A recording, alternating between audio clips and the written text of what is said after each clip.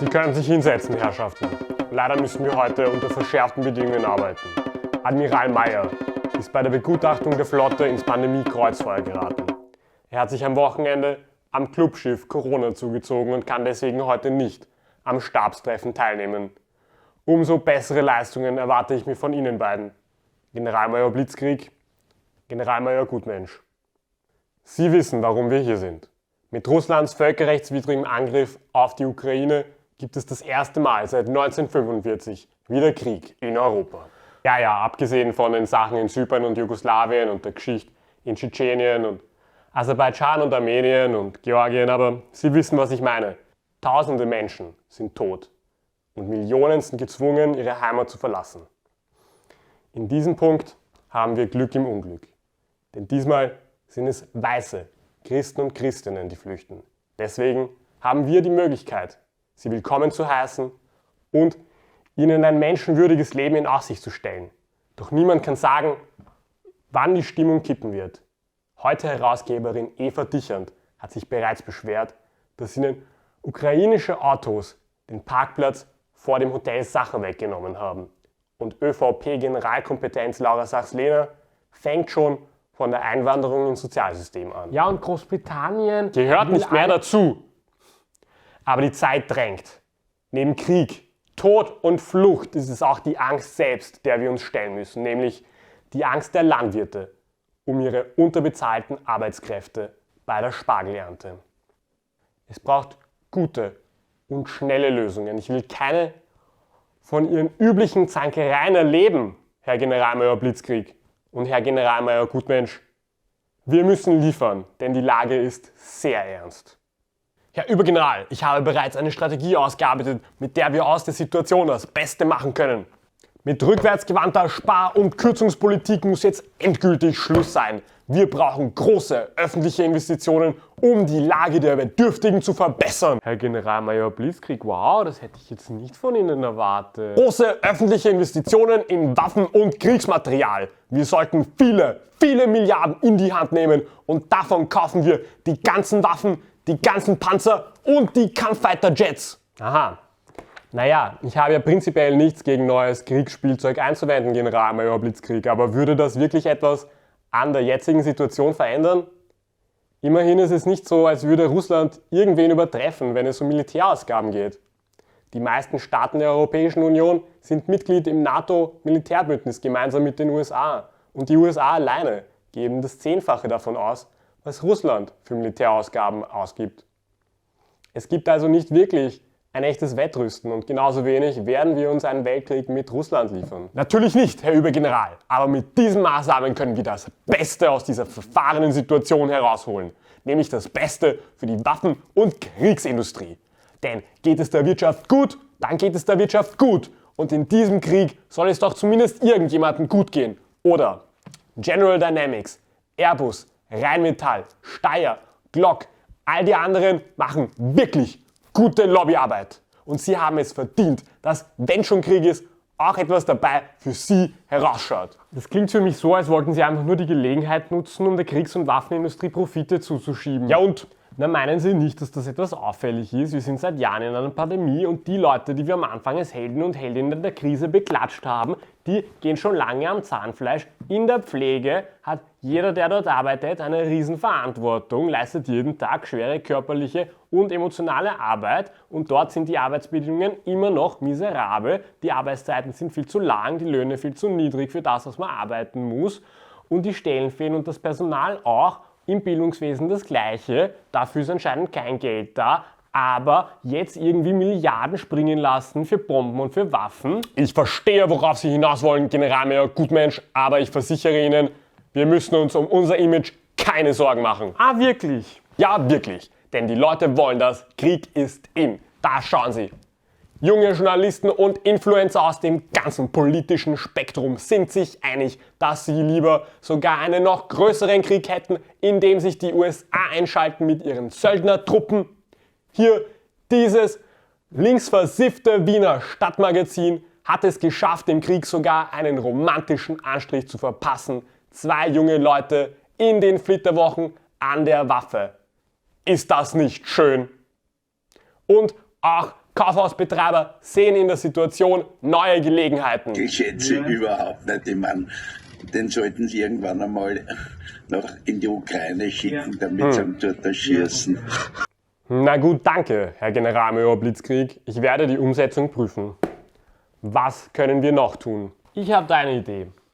Wir haben ja jetzt einige Wirtschaftssanktionen gegen Russland am Laufen. Wir haben das Land aus einigen Märkten ausgeschlossen, russische Banken aus dem SWIFT-System. Das soll die russische Wirtschaft ordentlich durcheinander bringen. Aber jetzt gibt es einige Leute, die meinen, dass das eigentlich nur die breite Bevölkerung dort treffen wird, die Armut verstärken und Putins Propagandamaschinerie eigentlich in die Hände spielen, weil auch die Leute, die dort gegen den Krieg protestieren unter schweren Repressionen, die sind genauso betroffen. Wie wäre es also, wenn wir Maßnahmen treffen, die auf die superreichen Oligarchen und Oligarchinnen abzielen, die Putins Machtbasis im Land haben? Aber das tun wir doch schon. Wir haben die Vermögen von Putin und seinen Verwandten eingefroren und dann haben wir Dutzende Oligarchen um ihn herum auf eine Sanktionsliste geschrieben und ihre Vermögen eingefroren und ihre Verwandten haben wir auch auf die Sanktionsliste geschrieben. Ja, das ist eh schon mal ein guter Anfang, aber es gibt da einige in der Wirtschaftswissenschaft, die meinen, dass das bisher eher symbolische Maßnahmen waren, weil es sind eben bisher nur ein paar Dutzend Oligarchen und Oligarchinnen und deren Familien betroffen und man weiß auch gar nicht so genau, wem welches Geld jetzt wo gehört, weil diese Superreichen, die benutzen ja oft diese schwindeligen Rechtskonstrukte, um ihre Vermögen in irgendwelche Steueroasen zu verstecken. Oder ich finde ja, man sollte sagen Steuersümpfe dazu.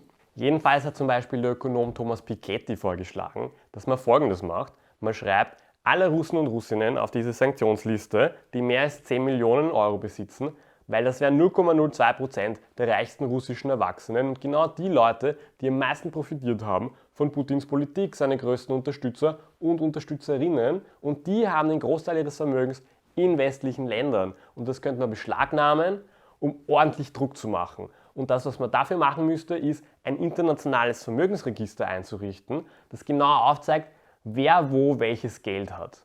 Und das wäre technisch gar nicht so ein großes Problem. Das klingt ja ziemlich vielversprechend. Generalmajor Gutmensch, gute Arbeit. Ja, gerne. Und das Tolle daran ist, so ein internationales Vermögensregister, das schafft Transparenz und ist deswegen ein wichtiger Schritt gegen internationalen Finanzbetrug und Korruption und Steuervermeidung. Und dann können sich auch die Superreichen aus EU-Ländern nicht länger um ihre gerechten Beiträge fürs Gemeinwohl drücken, während sie irgendwelche zwielichtigen Geldgeschäfte betreiben. Was soll das heißen? Ich dachte, das wird ein Plan gegen russische Oligarchen. Ach, sehr gut. Admiral Mayer meldet sich von der Heimatfront. Ein vorbildliches Verantwortungsbewusstsein. Admiral Mayer, ich hoffe, Sie sind wohlauf und das Corona setzt Ihnen nicht zu sehr zu. Haben Sie eine Lösung für diese verfahrene Situation? Der Imperialismus ist ein System der rivalisierenden Mächte, der wirtschaftlichen kapitalistischen Staaten, die um Aufteilung der Herr Admiral Mayer, wir verstehen Sie schlecht. ökonomischen in Phasen der Stagnation und Krisen Jetzt geht's besser. militärische Formen anzunehmen. Seit dem Zweiten Herr Admiral Mayer, das Mächte der NATO, die USA, Großbritannien ist jetzt etwas unverständlich. und Frankreich über 80 Kriege und militärische Operationen in allen Irak, Afghanistan. Herr Admiral Mayer, das haben wir jetzt nicht verstanden.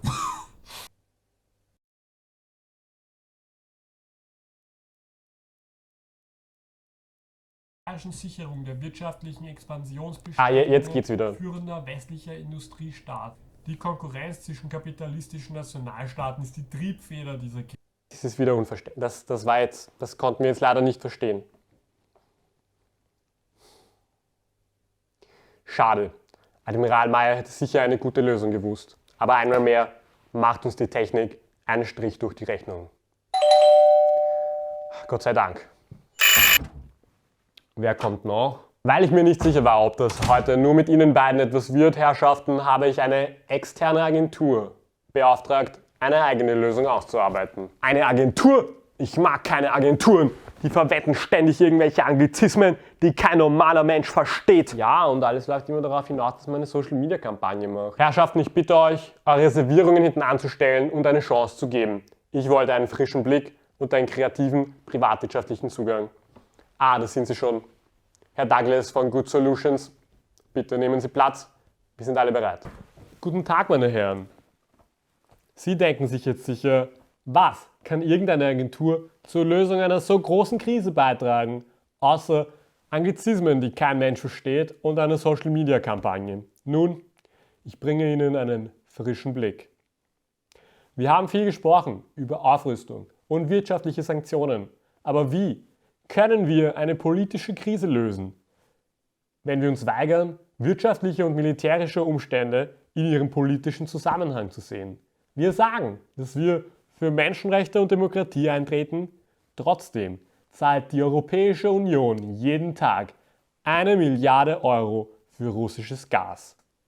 Es ist Zeit, unsere Handelsbeziehungen politisch zu bewerten, meine Herrschaften. Wollen wir wirklich Deals mit Diktatoren, die damit ihre Kriege finanzieren? Nein, wir wollen unabhängig sein von einem autoritären Regime, das Menschenrechte mit Füßen tritt. Jawohl, und dann schauen wir uns gleich an, was das heißt für unsere Handelsbeziehungen mit Kasachstan und mit Libyen. Und Aserbaidschan und dem Irak. Und damit wir dabei keine unangenehmen Debatten über wirtschaftspolitische Zielsetzungen führen müssen, setzen wir dort an, wo wir es am besten können. Dort, wo wir auch bei der Pandemie und bei der Klimakrise angesetzt haben. Nämlich auf der individuellen Verhaltensebene. Jawohl! Jede und jeder soll bei sich anfangen. Wir rekrutieren die Consumer für den Wirtschaftskrieg gegen Putin. So kann jeder und jede etwas für Freiheit und Gerechtigkeit tun, indem sie saisonal einkaufen und kalt duschen. Wir packen die Europäer und die Europäerinnen bei ihrem Stolz. Wer sich ein E-Auto kauft, ist ein demokratieliebender Europapatriot. Aber wer im Winter die Heizung nicht runterdreht, ist ein verweichlichter Putin-Kollaborateur. Das klingt ja großartig, werden Sie jetzt sagen. Aber wie sollen wir die Europäer und Europäerinnen auf dieses Commitment-Level bringen? Ganz easy. Ich habe schon eine passende Social-Media-Kampagne ausgearbeitet. Dreh dem Russen den Gashahn ab. Wir haben Profilbanner für Facebook, Bilderstrecken für Instagram und auf YouTube können Sie den Like und den Abonnieren-Button drücken.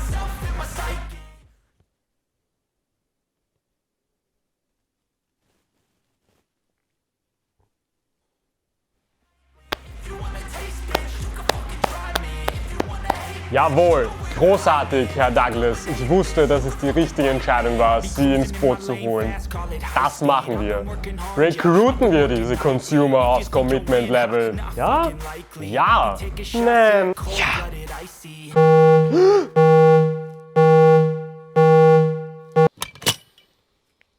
Hallo?